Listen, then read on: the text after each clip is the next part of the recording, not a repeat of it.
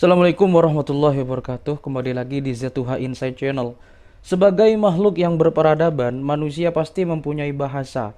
Karena dengan bahasa manusia bisa berkomunikasi, bahasa juga bisa menjadikan jati diri sebuah bangsa, dan dengan bahasa manusia juga bisa berinteraksi satu sama lain. Oleh karena itu, manusia tidak bisa lepas dari yang namanya bahasa. Ayo kita putar dulu intronya.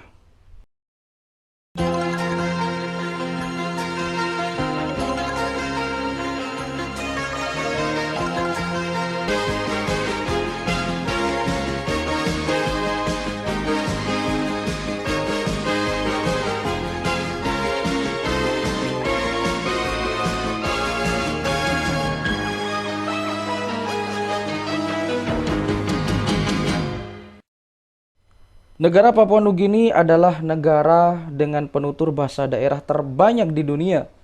Ini menandakan negara tetangga kita ini selain terkenal dengan flora dan faunanya yang sangat beragam, ternyata di sana juga terdapat beberapa bahasa daerah yang memiliki keunikan-keunikan tersendiri, dan pasti ada perbedaan antara satu bahasa daerah dengan bahasa daerah yang lain.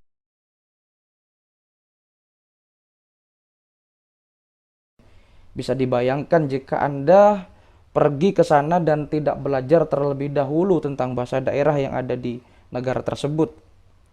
Mungkin Anda bingung apa yang akan Anda katakan. Di urutan kedua ada negara kita Indonesia. Ya, negara kita ini ternyata menduduki tingkat kedua dengan penutur bahasa daerah terbanyak di dunia setelah Papua Nugini.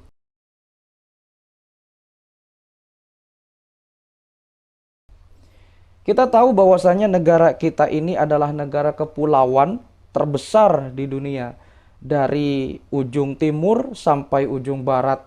Dari Sabang hingga Merauke. Dari Pulau Miangas hingga Pulau Rote, berjejer pulau-pulau. Begitulah salah satu petikan, salah satu lirik lagu yang terkenal di Indonesia. Berbicara tentang bahasa daerah di Indonesia, memang penyebarannya sangat-sangat beragam sekali. Entah itu dari perdagangan, kebudayaan, ekonomi, sosial, politik, dan lain sebagainya. Salah satu yang paling kental di Indonesia adalah di Jawa, karena memang di Jawa ini selain sebagai pusat pemerintahan, pusat ekonomi, dan juga di Jawa ini populasinya sangat banyak dibandingkan dengan pulau-pulau yang lain yang ada di Indonesia. Seperti di Jawa sendiri, bahasa daerahnya sangat banyak. Antara satu daerah dan daerah yang lain memiliki perbedaan-perbedaan dan memiliki karakteristik yang tidak sama satu dengan yang lainnya.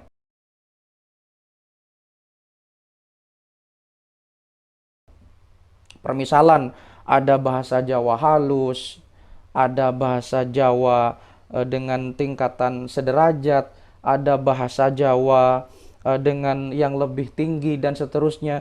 Ini menandakan bahwasanya bahasa Jawa ini sangat beragam, tidak sama satu dengan yang lain. Atau yang kita kenal dengan ngoko, madya, dan kromo. Jadi ada tiga tingkatan di bahasa Jawa itu. Kalau kita sederhanakan lagi, ada Jawa yang halus, ada Jawa yang khusus untuk berbicara dengan orang yang sederajat atau yang sama levelnya. Kemudian ada bahasa Jawa yang diperuntukkan untuk orang-orang yang lebih rendah atau yang lebih umurnya lebih lebih kecil ya daripada kita. Sampai belepotan saya ini. Nah, berbicara tentang bahasa daerah yang ada di Jawa, tentunya tidak tidak tidak afdol ya kalau kita tidak membicarakan yang namanya sebuah pulau yang ada di salah satu pulau Jawa yang berdekatan ya. Tentunya adalah Pulau Madura. Karena di Madura ini terdapat salah satu bahasa yang unik, yang terkenal dengan logatnya yang keras. Kemudian bahasa Madura ini juga memiliki sistem huruf yang kurang lebih sama dengan huruf yang ada di Jawa, yaitu huruf Pallawa.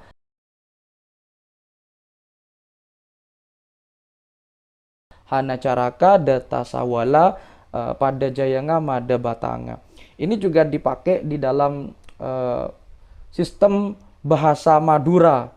Nah, yang unik bahasa Madura ini adalah dari satu desa ke desa yang lain, ini terkadang memiliki permaknaan yang berbeda-beda. Permisalan, dalam sistem bahasa Madura ada yang namanya pronoun atau kata ganti orang kedua. Ini sangat banyak sekali dan sangat beragam. Saya contohkan beberapa saja ya, seperti kakeh. Kakeh itu artinya adalah kata ganti orang kedua, tunggal ya. Kakeh itu artinya Anda atau you atau antah kalau dalam bahasa Arab.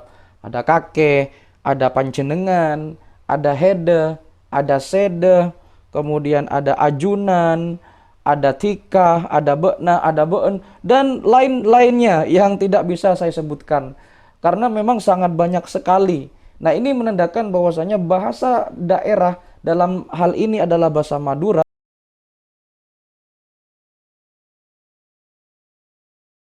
Ini memiliki karakteristik yang sangat unik kalau dibandingkan dengan bahasa-bahasa yang ada di daerah lain di Indonesia. Nah, berbicara bahasa Madura ini juga terkadang tersusupi oleh bahasa Jawa ya, karena banyak sekali kosakata yang sama dengan bahasa Jawa, seperti sampean, kemudian dahar, kemudian banyak yang mengalami persamaan-persamaan. Dan jika kita menelusuri bahasa Madura, dari keempat kabupaten yang ada di Madura, ada Kabupaten Bangkalan, Sampang, Pamekasan, dan Sumeneb, ini ternyata memiliki perbedaan-perbedaan, entah itu pelafalan, entah itu dialek, dan termasuk juga kosakatanya atau vocabulary-nya. Seperti contoh kalau di Bangkalan, kalau kita misalkan ingin mengatakan ngantuk, biasanya ada yang mengatakan ngantok, ada yang mengatakan katondu. Ini menandakan bahwasanya bahasa daerah ini sangat banyak dan beragam. Nah, permasalahannya adalah bahasa Madura ini ternyata setelah mengalami pergeseran-pergeseran seiring dengan berjalannya waktu, tidak ada yang melestarikannya, maka bukan tidak mungkin bahasa Madura ini akan punah ditelan oleh kemajuan zaman.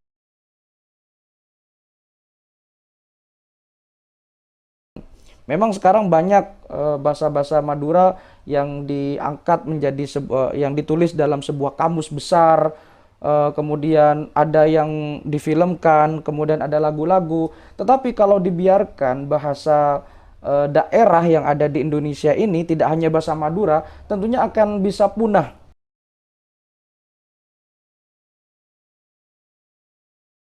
Karena memang kepunahan bahasa ini banyak faktor ya. Salah satunya mungkin adalah faktor dari penuturnya sendiri.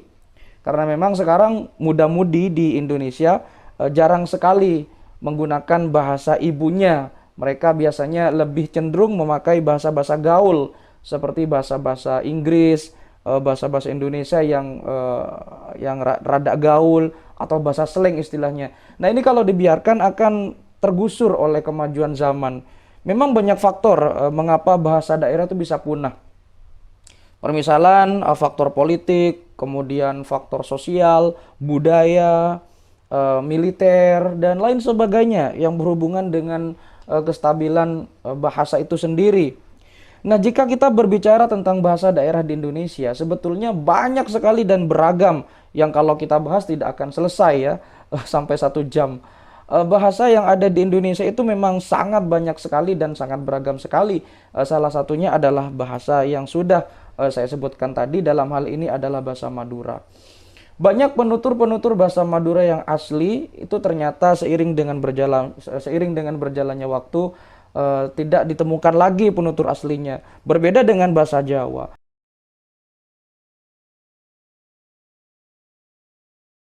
Bahasa Jawa ini selain memiliki jurusan atau program studi, katakanlah sarjananya, bahasa Jawa ini juga ternyata ada di Google Translate. Nah, ini menandakan bahwasanya bahasa Jawa sudah memiliki arti tersendiri dalam dunia internet. Nah, beda halnya dengan bahasa Madura dalam hal ini. Bahasa Madura kalau dibiarkan secara terus-menerus bukan tidak mungkin akan punah dari peradaban manusia. karena memang bahasa Madura ini sangat sulit untuk dipelajari, bagaimana dialeknya, bagaimana huruf-hurufnya yang mirip dengan bahasa Jawa dan sebagainya. Banyak muda-mudi yang tidak begitu paham dengan bahasa Madura, karena memang bahasa Madura ini ada yang halus, ada yang biasa saja. Kalau yang halus lebih sulit tingkatannya lagi. Sama kurang lebih dengan bahasa Jawa, ada 3 tingkatan di bahasa Madura. Ada ngoko, ngoko ini biasanya kepada yang lebih tinggi. Ada madya, madya ini kepada yang satu level dengan kita. Lalu kemudian ada kromo, kebalik ya. Kalau kromo itu biasanya yang lebih tinggi daripada kita, madya ini selevel, kemudian ngoko ini biasanya yang lebih rendah daripada kita. Itu maksud saya, dikoreksi ya.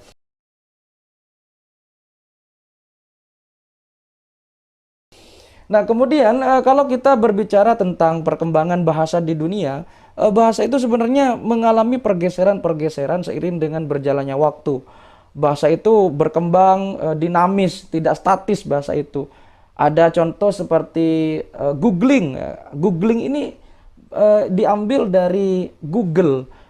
Sedangkan sekarang istilah googling itu berarti dia sedang berselancar di dunia maya. Dia sedang menggunakan Google, dia sedang menggunakan search engine yang bernama Google. Kemudian dijadikan sebagai googling. Lalu kemudian ada bahasa-bahasa slang, ada bahasa-bahasa seperti prank. Ini sebenarnya akibat dari sosial budaya masyarakat yang berangsur-angsur menggunakan bahasa dan istilah baru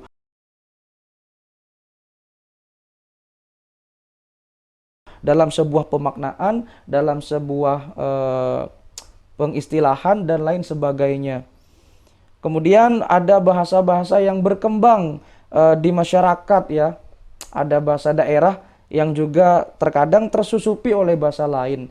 Nah, ini menandakan bahasa daerah ini terancam punah jika terus-terusan begini.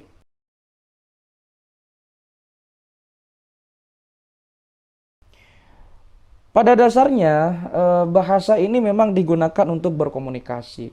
Dan salah satu tujuan kenapa bahasa ini untuk komunikasi adalah untuk mengerti apa yang akan diungkapkan oleh seseorang. Kalau kita tarik kesimpulan lebih jauh lagi kepada dunia, ada kurang lebih 6 bahasa PBB atau Perserikatan Bangsa-Bangsa yang ada saat ini, yaitu ada bahasa Inggris, ada bahasa Mandarin, ada bahasa Spanyol, ada bahasa Rusia, ada bahasa Arab, dan juga ada bahasa Prancis.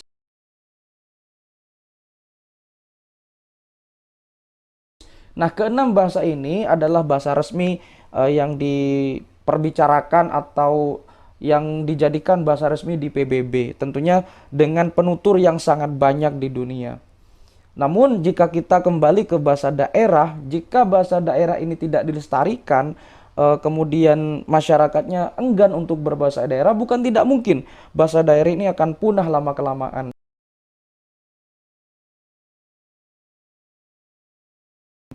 Nah, termasuk juga dalam pembahasan kali ini adalah bahasa Madura.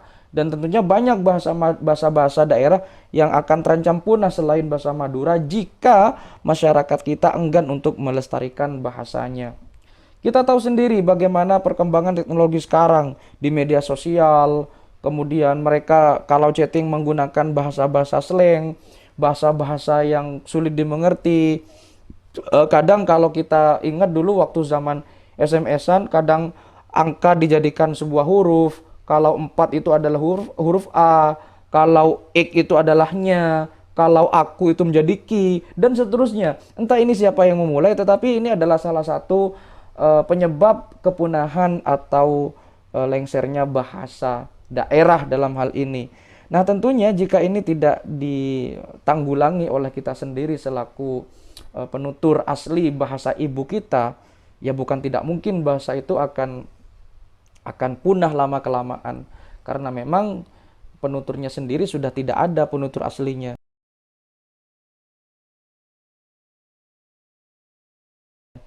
Kalau kita tidak melakukan revolusi atau perubahan-perubahan yang berarti dan melindungi bahasa ibu kita sebagai jati diri jati diri kita, jati diri sebagai orang Indonesia dan daerahnya masing-masing, maka siapa lagi kalau bukan kita? Jadi maka dari itu mari dari sekarang kita lestarikan bahasa ibu kita, bahasa daerah kita. Karena biar bagaimanapun bahasa daerah itu adalah bahasa yang sangat kita sayangi, yang sangat kita junjung tinggi, dan dengan bahasa daerah kita bisa seperti sekarang, bisa lancar berbahasa, bisa berkomunikasi, dan dengan bahasa daerah bukan tidak mungkin kita bisa dikenal oleh orang. Mari lestarikan bahasa daerah, kemudian kuasai bahasa asing, dan tetap untuk melestarikan bahasa daerah Anda. Demikian video kali ini, mudah-mudahan bisa bermanfaat. Jangan lupa dukung channel ini agar terus berkembang dengan cara like, comment, share, dan subscribe. Sampai jumpa di video berikutnya. Wassalamualaikum warahmatullahi wabarakatuh.